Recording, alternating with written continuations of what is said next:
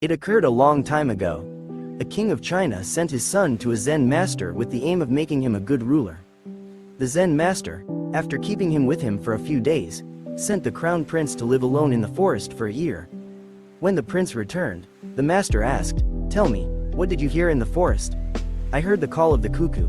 I heard the gurgling of the rivers. I heard the rustling of leaves. I heard the hum of bees. I heard the noise of crickets. I heard the tune of the wind." The prince continued narrating his experience. When the prince finished his words, the master said, "Okay, now you go to the forest once again and do not return until you hear some new sounds." After spending a year in the forest, the prince wanted to return to his kingdom, but he could not ignore his master's advice, so he reluctantly moved towards the forest. Many days passed, but the prince did not hear any new voice. He got worried. He decided that now he would listen to every sound very carefully. Then one morning he started hearing some unknown sounds faintly.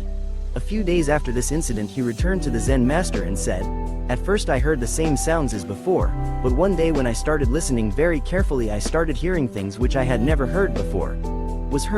I began to hear the sound of buds blooming. I began to hear the rays of the sun falling on the earth, the songs of butterflies, and the grass drinking the morning dew." Hearing this, the Zen master became happy and said smilingly, "Having the ability to hear the unheard is the mark of a good king.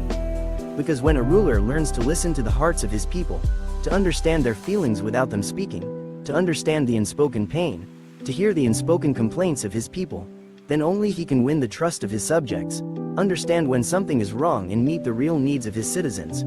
Friends, if we want to become leaders in our field, then we too must learn to listen to what is not said.